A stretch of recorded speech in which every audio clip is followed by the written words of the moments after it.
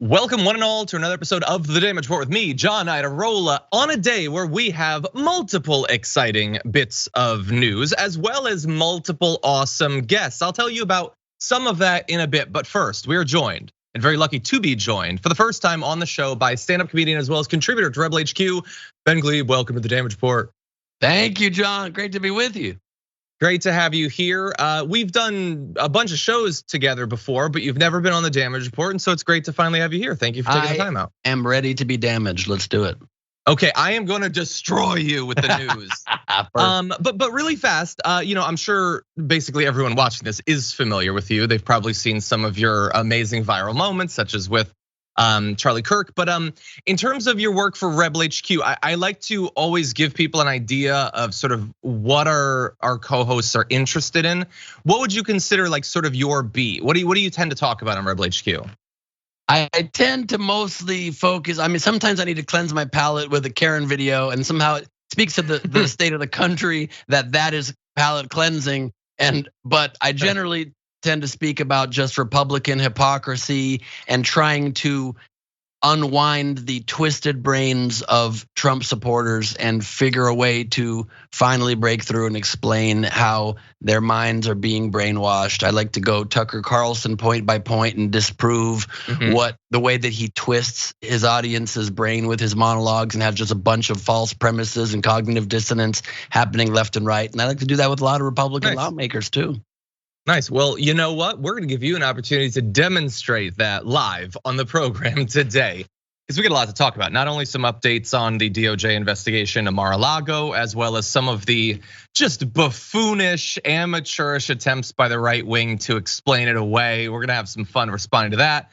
Sarah Palin back in the news, at least briefly, and I couldn't have picked a better reason for her to be in the news, and a whole lot more besides, including pasta news. That's coming up. I'm Italian, we're talking about pasta, get used to it. Then on the full show, in the aftermath, we're gonna be joined live by Representative Ro Khanna. Gonna break down a bunch of stuff there. And J.K. Rowling, she's written herself into a book, and I think it's absolutely hilarious. So in advance of that, if you wouldn't mind hitting the like button and sharing the stream, that would be great. And if you want to send us any comments, tweets, super chats, or anything like that, we'll respond as we go. But with all that said, Ben, are you ready to start the show? Let's do it. Let's do it. Let's talk. You know what? Let's start off by jumping into this video. A lot of people think that when you walk into my office, I have confidential documents or whatever it may be, all declassified. But I had confidential documents spread out all over my floor. And like a slob, like I'm sitting there reading these documents all day long, or somebody else would be. It's so dishonest when you look at it. And so people were concerned because they said, gee, that's a strange scene. You look at the floor and you see documents, right? They have cover sheets of documents. No, they put them there, John, and they put them there in a messy fashion. And then they took a picture and they released it to the public. And this is what we're dealing with these people. Now, you knew coming out of the DOJ releasing that photo of the documents in Mar-A-Lago, we can actually go to that photo and you'll see it, that neither Trump nor his defenders were going to engage with the substance of it. The fact that it is proof that he stole many, many, many classified documents. We all knew that. But the idea that they're going to focus on, no, they're making it seem as if I'm a slob, they're making it seem as if I threw it on the floor, is the weirdest thing to focus on. And he's not just doing it as a quick aside in the interview that you heard. He truthed about it, saying there seems to be confusion as to the picture where documents were sloppily thrown on the floor and then released photographically for the world to see, as if that's what the FBI found when they broke into my home. Wrong. They took them out of the curtains and spread them around the carpet, making it look like a big find for them.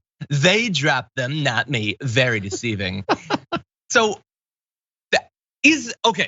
We have a lot of people watching this right now. There are thousands of you watching. If literally one of you saw that photo and thought that's how they found it, and furthermore thought that that's what makes it bad, feel free to send me a comment, because I don't believe there's a single person like that. Ben, why is this what they're focusing on? I'm your one guy, John. That was what I was concerned about when I heard that the former president stole top secret classified documents. I said, oh my God, I hope he kept them organized. And Exactly. when I saw that photo, I immediately thought this is very bad for the country. Think about what our adversaries will think is that a Roomba could come up and just swallow our nuclear secrets. I mean, it's mind-boggling the reality that this guy twists, and now millions, tens of millions of Americans are saying it's unbelievable. The DOJ threw those documents on the floor and they're not admitting it, and it's a big cover-up. It's a huge Swiffer cover-up. 100%. I get it. Again, as we said in the intro, he's not gonna like admit. He says in that video, it's like they're making it seem as if it's a big find. Well, okay, but pause there for 1 second. Isn't it, Trump? Come on. I mean, whether it's spread on the floor, whether it's on the duvet, whether you have it's scattered amongst the levels of a complex bookshelf, regardless of how you organize it in space or on what furniture, seems kind of big. I mean, those are definitely classified documents of the highest levels, and there's a lot of them. So I get why they'd want to skate by that part. Yeah, and he skates right by in his statement on the audio clip that you played, which, by the way, he always loves to call an audio because A, he doesn't have to go through his intense makeup process, and B, you don't see him trying to grasp for straws. You don't see him going, oh, also, you don't get to see that part where he makes up the lies. But he skated right past a large part of what the concern is. Oh, people think that there's people just looking at the documents in my office. Yeah, that's part of the concern, is that random people visiting your golf club office are looking at top secret documents. And I talk about this in my Rebel video that comes out later today. Specifically, the news is still kind of running cover for him, so that the mainstream media, so that they can still make a story out of something that is black and white, bad, wrong, evil, illegal, against the country. They literally had a clip saying, there still is no evidence whether Trump knew that the documents were there, although it should be noted, 3 of them were found in his desk drawers. So did they need to say that? As if you know what's in your desk. I have so much stuff in there. It's in the desk because I don't need it. Basically, that's where you hide stuff. True, that is true. Yeah. That's where you hide the stuff that you don't want people to know, but also it's not particularly secure situation. And like, I have my grandfather's desk behind me right here. It actually has 2 of the drawers can lock with a key. Trump didn't even say my drawers lock and I have the key. He didn't even have locks on these drawers. It's just loose drawers. Housekeeping's coming in at the end of the day, just dusting off nuclear secrets. That's the excitement. Ooh, Iron Dome, interesting. But anyway, this is what they're gonna focus on. And honestly, is as ridiculous as it is. We're gonna get to a couple of his defenders and right-wing media, and it's almost more pathetic there. But first, I have noticed, I don't know if you've noticed this, that in Donald Trump's response to what the DOJ sent out, that photo of all the documents, he's focusing on I'm not a slob and all that. What they're not really responding to are the devastating legal claims made in that same filing. That photo was only one part of it, of course. The fact that the DOJ is saying they have new evidence of an attempt to obstruct the investigation, far more damaging. And interestingly, they're not responding to that part. They've got a few concerns. Attorneys for Trump, so there's the public facing part of this and then the more important behind the scenes part. Let's focus on that. Attorneys for Trump are accusing the Justice Department, quote, of a unjustified pursuit of criminalizing a former president's possession of personal and presidential records in a secure setting. Well, first of all, simply calling it a secure setting don't make it a secure setting. That's not how that works. In the same way that simply saying you declassified stuff last year don't make it so either. But also, they're not attempting to criminalize his possession of it. The law pre-criminalized it by the fact that it's illegal. That's how that works. If like I rob a bank and then they catch up to me, I can't then put out a tweet saying they're trying to criminalize me having all of your gold bullion. Like that's not how that works. That's just what the law is actually. They say that that the DOJ is twisting their prior request for a special master, wherein they wanted not the federal government to look at all these documents, but someone else, a retired judge, a goon, a lackey, whatever. The DOJ is saying there are national security interests in not doing that. Obviously, Trump doesn't like that. And they say, furthermore, left unchecked, the DOJ will impugn, leak, and publicize selective aspects of their investigation with no recourse for Trump, but to somehow trust the self-restraint of currently unchecked investigators. Now, look, to be fair, Donald Trump has requested multiple additional bits of information be made public. That was why Merrick Garland originally came out and had his press conference. That's why they came out with the affidavit eventually. Now we're actually seeing what they found. These are all things that in theory Trump was saying he wanted to happen, but as soon as every one of them was done, suddenly it was a terrible thing that never should have happened. And so I get why they're a bit gun shy about more evidence coming out, because it's evidence of so much sheer willful illegality. But Ben, what do you think?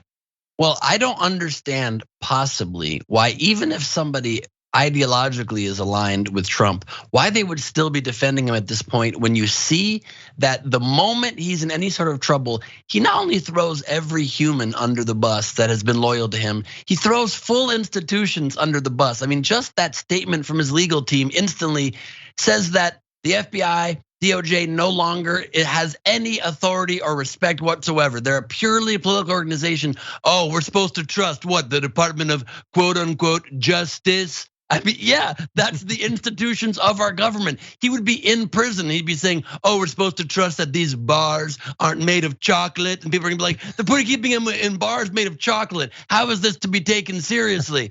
I just hope we are around the corner from a day when he is in prison and finally gets that special master he's looking for. Exactly, with or without chocolate bars. That's right. I'm fine with either. Donald Trump obviously is facing a lot of legal troubles. One thing that he might soon not have on his side when it comes to legal help is the money that the Republican National Committee had been pledging to him. In fact, it's already sort of started. They're saying now they are not going to be paying for his legal fees related to the FBI's investigation and retrieval of documents in Mar-A-Lago, to which I think most reasonable people would say, why would they? What does that have to do with anything? Why would they pay for that? Well, that's a little bit naive, I guess, because the thing is they have paid for his legal fees that have nothing to do with their operations. In December of last year, as of that time, the committee had already agreed to foot the bill for around $1.6 million in legal fees. Over 100 grand of that relates to 2 criminal probes, one in Manhattan, one by the New York District Attorney's Office. So I guess you could reasonably expect that they will continue to pay for your legal fees, even though these are crimes you chose to commit. They're crimes that don't have anything to do with the RNC as far as we can see. And the dude doing the criming is, at least according to him, a literal billionaire. So why he would need that help when the cost of that legal assistance is akin to what I could dig out of my pockets at any given second, I don't know. But I'm not a super rich, powerful person. There are very different standards for their behavior. Now, they also say, Ben, that if he declares that he's running for president, they're gonna cut off all of their legal assistance because they have to be neutral during a primary. He hasn't announced yet, and he definitely wants to, but there will be a financial hit if he does. Do you think that that might influence him at all in terms of when he declares his presidency?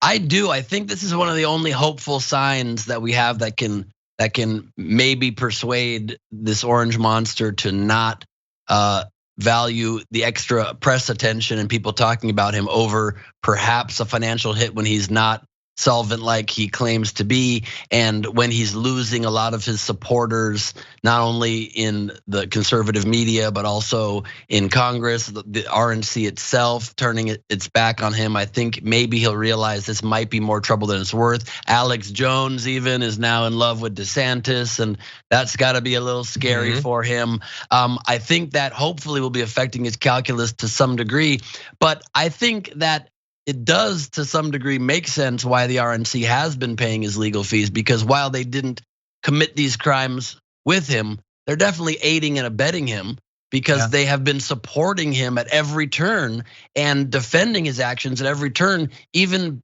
everything beyond the pale. I mean, we thought it was bad enough during 4 years of racism and anti-Semitism and bigotry and homophobia and just flouting every single tradition, every single aspect of what made our country kind of different from banana republics around the world in times gone by. And suddenly now he then tries to overthrow his own government, not certify an election, still standing by him.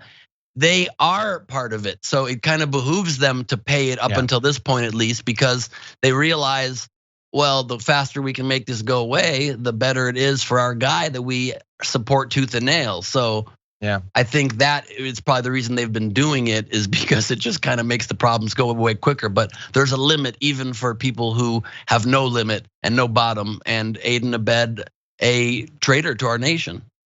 Exactly. Yeah, and they could use that money. I'm sure Dr. Oz could use a little bit of support. Like, there's other stuff they can spend on. They're starting to finally look forward as far as the money that they're realizing there's a limited coffer, even to the incredible grift that they have, that they constantly execute on their own followers. They need to figure it out a little bit, maybe like Liz Cheney saw the tea leaves and decided, even though I'm down by an enormous amount in this upcoming election, I'm going to save half of what I've raised for whatever's next. Exactly. It's a better use of the money.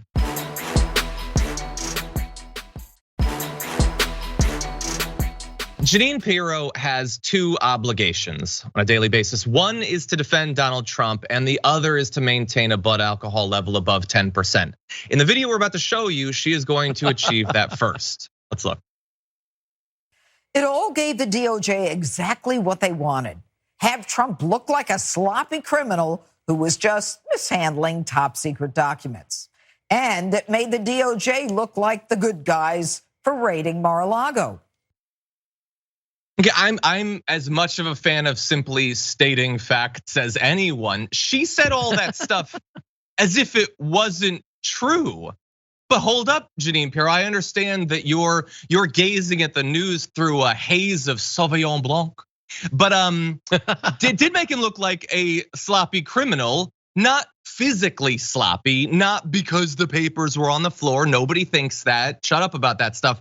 But it was sloppy to commit the crime so much, to do it so blatantly, to just leave them in an unsecured place. And does it make the DOJ look a little bit like they were justified in raiding him when they found the evidence of literally hundreds of crimes? Yes, it very much does. So if you're gonna want to distract from the substance of this, if you're gonna win over people, you're gonna need to come with a little bit stronger evidence than just recounting what actually happened, but implying that it's not a bad thing. But that said, before we jump into our discussion, there is a little bit more to her theory, her attempt to distract. Listen to this. If you're not convinced this is just another witch hunt, well, new reports say the DOJ is waiting past the midterms to reveal any Trump charges. This is a blatantly political move. The DOJ has a policy of not bringing charges against political figures so close to an election. But they don't have to charge Trump in order to affect the election. The simple act of raiding the former president's home casts a major shadow over the Republican Party less than 3 months before the midterms. God, her show is bad and she's so bad at delivering this stuff. But so they're not going to bring charges before the election.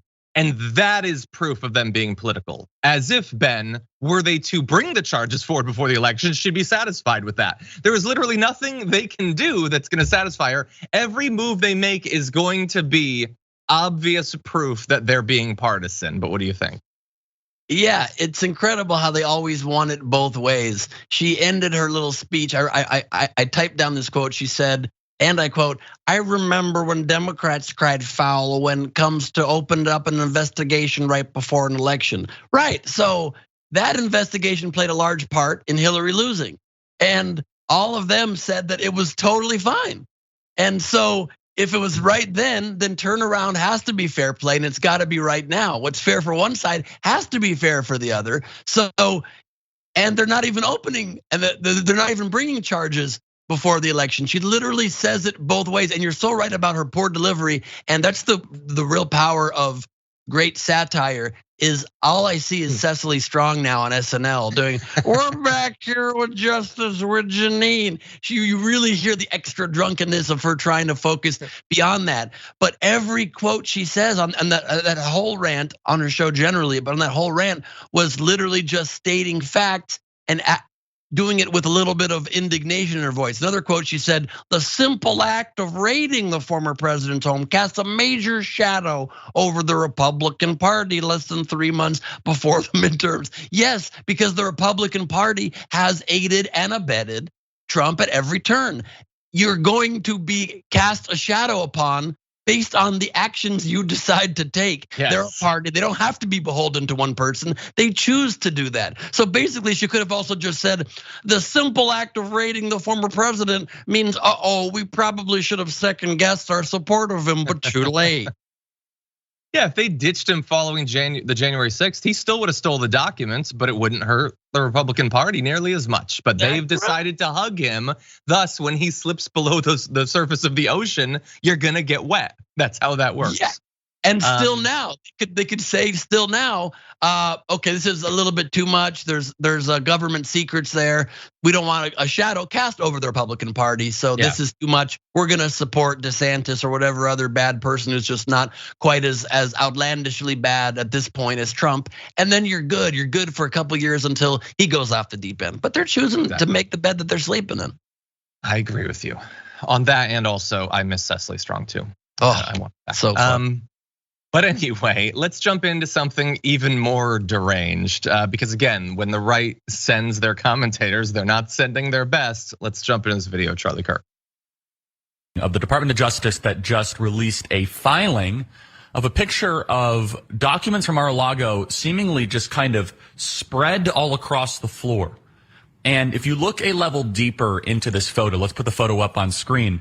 It is very clear that our prediction on Monday is becoming true. This is the Department of Justice sending a clear and obvious and intentional message towards Donald Trump and his allies and towards you. Oh my God. I mean, look, I've been kind of mean to Charlie Kirk in the past, and I've implied that he's not necessarily the smartest person, but he apparently has identified something in that photo that everyone has missed. Certainly I missed in our coverage yesterday. What is this message that the DOJ is trying to send? Well, hold on to your butts. He's going to describe. What is it in this picture exactly? Well, the administrative state posts this picture of documents all across the floor. Nothing necessarily telling there, but there's two big things, and you have to look a level deeper for there. The first of which is an intentional placement of a Time magazine cover. Now, look, they knew that this was going to go viral. They knew that this was going to be examined through every single way. Put a picture of the Time magazine cover up on screen. Picture of Donald Trump with all the Democrat candidates looking outside of the window, and it says, knock, knock. This is back from March of 2019. Get it? Knock, knock. Like we're knocking on your door on home. No mistake that was put in there. Now, this is not for the purpose of the judge. This is simply and solely for a public relations move. This was designed with the sole intent to try to chill dissent. It's so smug, it's so arrogant, the FBI no longer even tries to hide their political bias. And I'm going to say this again, they're going for it. They're going for an indictment of Donald Trump. Okay, so I have heard Charlie Kirk's theory, and to quote Bud Bundy, the plot thins. He said he was gonna look deeper into the photo. I think he got shallower, actually. That is a stretch beyond the capacity of Mr. Fantastic. So they put it there to send a message. Well, first of all, Trump put the Time magazine there, I guess. He's the one who decided to hold on to that. If it's so ominous that it's sending a message, why did Trump hold on to it? And if you're gonna send a message with that photo, shouldn't you choose something that's actually discernible with human eyes? I could barely make out the knock knock once he zoomed in on the photo. Like once he got a photo of it, no one looking at that photo even knew what cover it was, let alone tracked it down to then see the text on the side, to then make the metaphoric jump to say, hey, that's sort of threatening in a meta way. And again, it's one that Trump himself held on to. That is, I understand that there's a lot of weird substances coursing through Charlie Kirk's veins as he says that stuff, but that is such a leap, Ben. Yeah, I mean, first of all, don't be mean to Charlie Kirk. I don't know why you'd ever do that. He deserves a little bit of leeway, being that he is part dolphin. I don't know if you're aware of that. You can't expect a non-human to have human emotions. I do think, again, it's ridiculous. He's focusing on the documents being spread on the floor and then shifts to the box. But I will grant him actually one point. I do think that they obviously framed in the photo the box of picture frames from Time Magazine, and you'd have to assume they didn't put that one in the front. But if they even saw it in the front, I might have put that one in the back just because, yeah, you can't see it clearly in the photo, but these conspiracy theorists will dissect it. And you know that they're gonna find out that it was the cover that said knock knock with all these forces closing in on Trump. It does seem to a little bit send a weird message to those looking for one. And anything, like the reason they released this photo was to kind of cut off at the head any of these conspiracy theories, saying, oh, they planted, oh, they weren't real documents, so they're showing them. Oh, it wasn't obviously secret documents. Well, there's a huge red font in 60 size font saying classified, saying top secret. Does that prove it? So it's gonna be poured over. Showing that, I think, was, unfortunately, they have to a little bit think, not politically, but strategically with what they're showing, because these people are such bad actors that they're gonna take anything and use it as an example to discredit. And so you have to maybe say, let's not have the Time Magazine in this one photo we're releasing. It does unnecessarily, I think, to a degree, open a can of worms.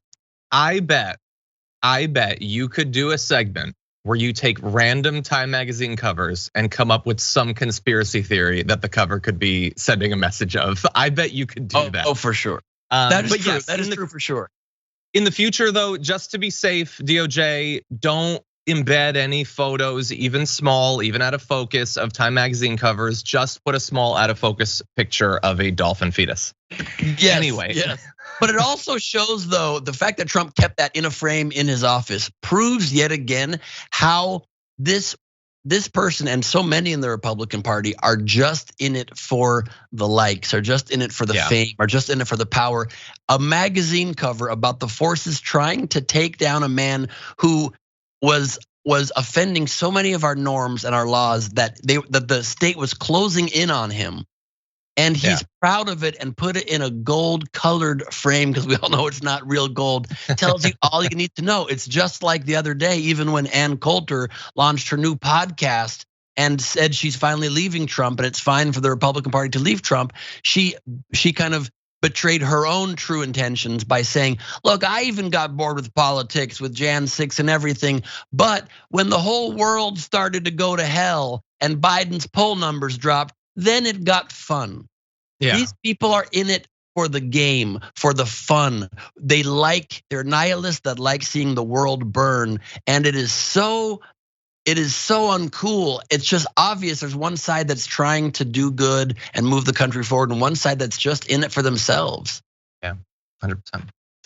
Well, with that said, we're gonna take our first break. When we come back, we've got updates on Sarah Palin's bid to get back into government. We'll let you know how that went after this.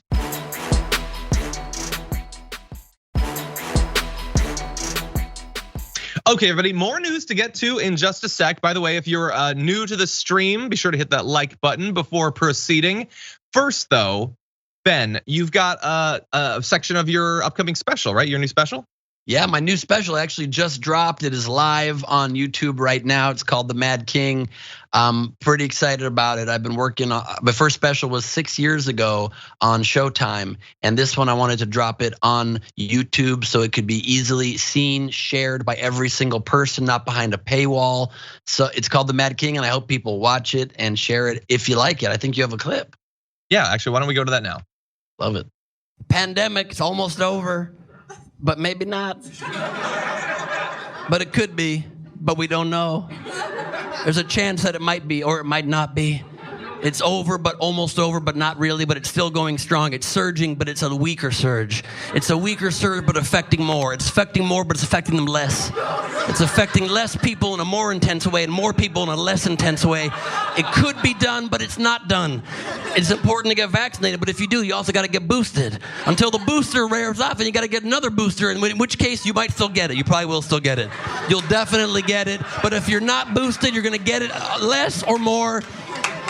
And then if you're not at all vaccinated, oh, you're gonna get it, and it's gonna be worse. But for some people, it's still gonna be worse. But not as many people will it be bad for. So I'm glad 2 years in, we finally got a handle on it. Glad we got it figured out. I love it. That's it right there. I mean, we're living in a confusing time, and we're trying to make sense of it in the best way we can. So we have to laugh at all the madness sometimes. Yeah, no, that like perfectly sums up people's psychological experience over the course of 2 years. I do a pre-show to the Damage Report every day, and we go over the numbers pretty much on a daily basis to see where things are going. And yeah, it is impossible to know what to expect. That the numbers are down from where they were, and that's a good thing. But they're still at like 100,000 cases and 500 people dying, which is worse than various points we were at along the way, where we were far more scared than we are now. It's a confusing time. I was thinking that exact thing last night because they just all of a sudden mentioned the death numbers again on the news. And I'm like, I haven't even heard numbers. I didn't even know we were still at 500 a day or anywhere near that. So it's just you always have to keep your eye on what media narratives are being sent out there. It's a very dangerous, scary, infectious disease only when there's no other news stories. Exactly. It's one of the reasons we try to go to the numbers pretty much every day. Well, anyway, that's available on YouTube. Actually, I just saw a comment from Don M, a member, who said, I saw Ben's YouTube special and thought it was awesome. Thank you so much. Strong word of support from the audience there. Everyone go check it out. What was it in all caps? Was it awesome in all caps? It wasn't, but I felt like the subtext was there. Okay, anyway. Was there an exclamation point, anything? Actually, if you do all caps in those, it might block the message. So people might have learned not to use all caps, actually. I feel better about that, guy. Thank you. There you go. Everyone go check it out. Okay, with that, lots more news to get to. Why don't we jump into this? I am ruined in Alaska. I am ruined in Alaska. Honestly, I could play that over and over. I could read the headlines over and over. Sarah Palin on the cusp of returning to government and relevance runs up against a big brick wall of people not liking her or respecting her or wanting her to be around. Take a look at this. It's the results of Alaska's special election, which happened last night. And Sarah Palin, in her attempt to enter the House, has failed, being defeated by Mary Peltola. That was a major upset for a variety of reasons. So first of all, it's because Alaska voted for Trump by 10 points in 2020. Also, because Mary Peltola will be the first Native Alaskan ever elected to Congress. In fact, you can see a photo of Mary right here. So all that is historic. Also, the first Democrat to represent the seat in nearly half a century. Republican Don Young held it from 1973 until, well, I guess, right now-ish. And so Sarah Palin didn't just lose. Sarah Palin finally accomplished what she's always wanted, to make political history by being so despised by the people of Alaska that they allowed a Democrat to take over. That is amazing, Ben, but what do you think? Yeah, I mean, I guess the people of Alaska are sending a strong message. They were okay with her about a decade or two ago being in charge of stuff involving fish, wildlife. That's about it. When it comes to actual legislation that will be setting the future of the country, I thought it was maybe a little bit above her pay grade. Exactly, yeah. The fish is okay, maybe cutting checks back to the people from that oil sovereignty fund. But actually going and individually representing the state in Congress, that would just be embarrassing. Even in a time of Marjorie Greene and Lauren Boebert, there is a line that must be drawn. Yes, that's the most incredible part. They literally said, look, Sarah, we're looking out for you. We just want you to be able to still be in Alaska so you can always be helicoptering over and shooting moose and whatnot.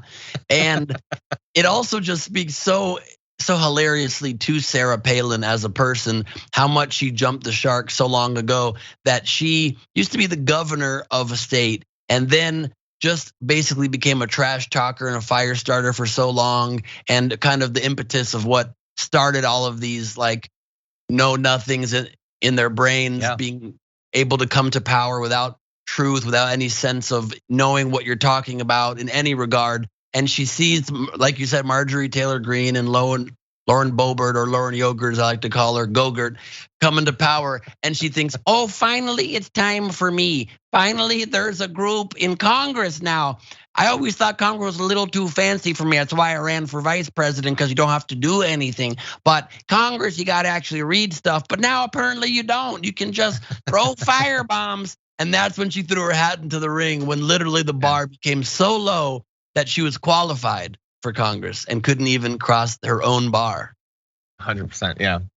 Well, it's a good result. Peltola, by the way, also campaigned in a way that I think can give people a little bit of hope for the midterms. Campaigning on her support for abortion rights. Obviously, that's been really big, understandably so. Climate action, organized labor as well, and also tried to be a little bit less divisive in her tone than Sarah Palin. That's not difficult to do, but yeah, this continues a long streak of Democrats outperforming in these special elections. That is certainly good news. Interestingly, I was looking for some sort of comment coming out of this from Sarah Palin, but at least as of when I was producing this block, Sarah Palin hadn't tweeted anything since August 26th. I saw some sign that she might dispute the results of the election. I haven't seen that confirmed yet, so I don't want to tar her with that yet, but it's believable. But anyway, yeah, good news. I mean, look, we're just looking for any reason to feel a little bit of positivity towards our country right now, and rejecting Sarah Palin, I think, is one good cause for that. Yes, and the fact that Peltola said at the end of her statement that she thinks respect is a fundamental part of working through things and getting it done. Every Republican heard that and they were like, I'm sorry, I don't understand. What does that exactly mean? And I pray she does not dispute the election. I'm so glad when Madison Cawthorn lost, he didn't dispute the election. That trend has to stop. And if it continues, obviously our democracy is going to be beyond repair very soon if we don't figure a way to nip that in the butt as soon as possible. But the hypocrisy from these Republicans when it comes to election integrity and actually respecting results is just so funny. Like, take that Charlie Kirk clip that you played, and he even went off more about that in the full clip, but he says, oh, the unelected branch of government, the fourth state, these bureaucrats that we don't know who they are or where they came from. If you're so against unelected people, you have to be for elections. You have to believe in elections. If you're not going to respect the results of elections, then your favorite thing should be bureaucrats that came out of nowhere that are unelected. You can't have both. You can't literally say we only trust people who are elected unless they don't win, in which case we're putting them in anyway.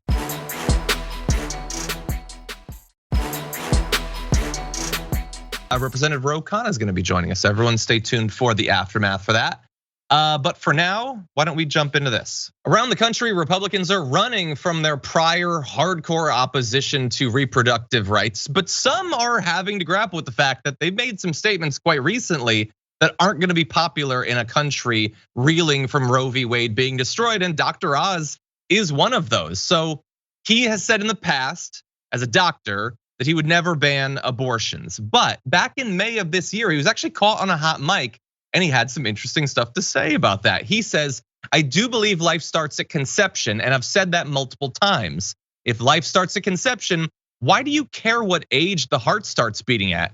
It's still murder if you were to terminate a child, whether their heart's beating or not. And this is audio from a teletown hall that he had done. The Daily Beast was able to get it. It was held 1 week before the state's Republican primary. And so he had been asked about it. And so he's trying to not just win, but to beat other Republicans. He obviously didn't have the record of being like an absolute out of his mind right-wing crazy. And so he was trying to reassure them, saying, no, it's murder always. It doesn't matter about the heart. The second they're conceived, it's murder. And in a country that isn't feeling that, where people who have been this opposed to reproductive rights, this opposed to abortion have been losing, this probably isn't gonna help him, Ben. What do you think? Yeah, it's incredible that a medical doctor said the sentence, it's murder, regardless of whether the heart is beating. Life is defined by, typically for human life, for living human beings, is the heart beating. When the heart flatlines, the person's dead. They go, oh my God, they're dead. So the heartbeat is kind of a key aspect of it. Or at the point that I make in my special too, is that a lot of people may not know this, but I think pretty irrefutably proves that life at least doesn't begin at the moment of conception is that for the first week or so after conception, they can remove an embryo and freeze it for decades and then thaw it out, and it can continue growing, something you cannot do with human beings. If that doesn't prove that it is not yet a full human life, I mean, just think how much easier parenting would be if you could put a child in a freezer when they misbehaved. Go in that freezer for 1 year to think about what you've done. I mean, if that doesn't prove it, nothing does. But Oz is he's just a face. He's been a television doctor. If that doesn't tell you what you need to know, I have to find before the election, before the general, I did a sketch with Dr. Oz. He wanted to be a comedian for a minute before he decided to run for Congress. And I did a sketch where he basically plays my proctologist. It has me bend over a table. God. I have to find it because it could help tank him a little bit. So I will search through my phone. Please find that. I've got to see that. I wanted to give you the response from Dr. Oz's opponent, John Fetterman, saying, Dr. Oz was caught on a hot mic saying he'd ban abortion even in the cases of rape or incest. I've always been consistent. I'll fight as hard as I can to protect women's reproductive freedom and codify abortion rights in a federal law. The choice in this election is clear, and it's becoming clearer with every passing day. We'll see what happens. Polls can change, but yeah. Yes, that sentence there, the middle sentence is the real key here. It's I've always been consistent, says Fetterman.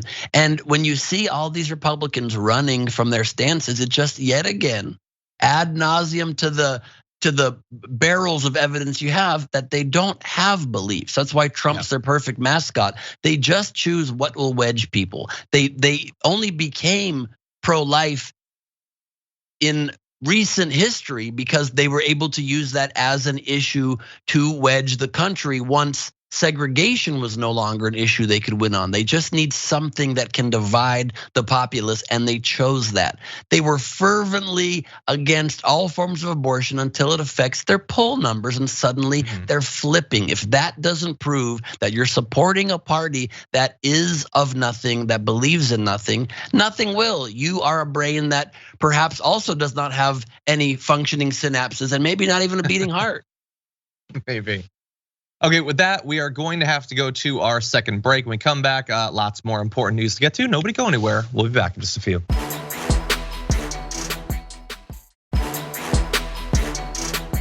Okay, and now we get into the serious stuff. Let's talk about this. Authorities are still investigating a bomb threat that was apparently called in Tuesday night to the Boston Children's Hospital. It has been the target of a harassment campaign from right-wing media, including libs of TikTok and others, for the fact that they provide gender-affirming care for trans youths. Now, we've warned that demonizing groups and individuals in this way, spreading conspiracy theories and misinformation about what they're doing could lead to violence. So now we have the bomb threat. And I want you to take a look at what right-wing media is doing after the bomb threat. Take a look at how Infowars tried to spin it. They're abusing children, and they're using the government in authoritarian, totalitarian ways. And we just sit here and take it because our Congress is so pathetic, our media is so pathetic, and quite frankly, the average American person is so pathetic. Sad truths. Sad truths. So they set themselves up at the victim. Bomb threat at Boston Children's Hospital was false alarm, police say. Oh, you don't say. They probably bomb threat themselves. Probably one of those liberal doctors that chops little kids' weenies off and chops little girls' breasts off. Probably one of those doctors that called in a fake bomb threat to say, see, I'm the victim. Now bring in more kids for me to slaughter. Bring in more kids for me to chop up. Bring in more kids for me to slice and dice.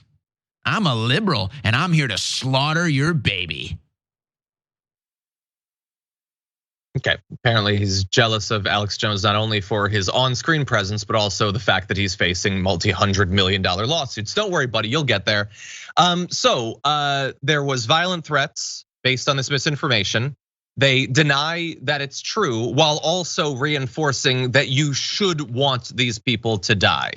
You double down on the misinformation, you demonize, This is how stochastic terrorism actually works. And when it happens, whether at the threat level or eventually if they do bomb one of these hospitals, you will always have these commentators waiting in the wings to tell everyone that don't worry, it's not our side. They're probably killing themselves is what happened.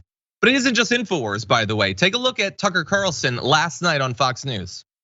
So we brought you this saga of Libs of TikTok, one of the most informative accounts on Twitter. And because it is so informative, it keeps getting banned. Libs of TikTok just proved that physicians are in fact castrating young people, minors, for no legitimate purpose whatsoever. Okay, so informative. No, they're lying about what's actually happening at these hospitals. They're being banned because they're spreading willful misinformation repeatedly in violation of the publicly available terms of service on these platforms. But again, that's what he had to say yesterday. So in the same way that they continued to demonize the FBI after a psycho tried to murder FBI agents in Cincinnati, they follow up a bomb threat that Libs of TikTok certainly helped inspire by doubling down and saying that day, yes, they're doing all of the things that the bomber wanted to stop. And so next time, Ben, is it gonna succeed? Is it just gonna be a threat or is it gonna be a real bomb? And if it does, what is Tucker Carlson gonna talk about in his show that night? My God, he will immediately do the one monologue where he disavows any blame, where he says, that was a misinterpretation of my word to claim possibly that we were at all encouraging this as a lie. It's a left-wing liberal lie, when he was directly encouraging all of this animus towards people that are just providing medical care. It's a complete lie. This hospital does not provide any sort of hormone therapies. It does not provide any surgeries to anybody who's under 18. They literally do not do that. They just provide them counseling. They provide them medical appointments. They help just to guide them along their difficult journey through something that they are working through as young children. It is just a lie. It's a talking point. They don't have any legitimate things to run on or stand for. They have no policy positions they push forward. They just try to find wedge issues and they pretend that these things are real. They're living in fantasy land. Yeah, and they're living. They're creating a fantasy land. The people saying it, I don't know if they believe it. Tucker Carlson doesn't believe any of the stuff he's saying. The dude from Infowars, does he? I don't know. He seems crazy and he seems dumb. He probably believes some of it, but they're working in lockstep. Whether they're establishment right-wing media news like Fox News, or if it's Infowars, which likes to fancy itself being outsiders, they're doing the exact same thing. They have created a satanic panic from whole cloth, making up a new villain for right-wingers to focus on. And why? Why would you spin insane theories of doctors being desperate to find kids to cut up? Well, because if you're a right-winger and you're focusing on that, you're not focusing on the wealthy, you're not focusing on corporations, you're not focusing on the hundreds of billions of dollars that they stole from us during the pandemic. You're not focusing on all the ways that they're getting away with economic murder. You're instead focused on a doctor in Boston or an elementary school teacher in Missouri or whatever. It can be anyone and it will be someone new every day. They'll keep it interesting, they'll mix it up, and they'll keep you frothing at the mouth, because as long as you're doing that, you're not questioning why you keep falling farther and farther behind economically. That's what they're doing, and they're doing it together. That is so true. It's exactly right. They either create issues out of thin air that don't exist based on the tiny, like a kernel of something they heard that they now make the agenda of a hospital that is not true, or they'll say CRT and in reality they're talking about, like, in one math word problem in one textbook they mentioned that there's a transgender person on a train going 60 miles an hour. They're indoctrinating our children. They're trying to hypnotize and brainwash and take away all gender. They're literally just trying to occasionally make people feel seen. Occasionally, they're just trying to occasionally mention the wrongs that our country has inflicted upon groups of people so that maybe we can stop that. That's all they're doing. No one's slicing, no one's dicing, and no better evidence than seeing Tucker Carlson texting every day with Alex Jones. You say this, I'll say that. Exactly. And that is unfortunately all the time we have for our first hour. Thank you everyone on the linear platforms or on the podcast. For those of you watching live, we've got more to come, including Representative Ro Khanna, so don't go anywhere. We'll be right back.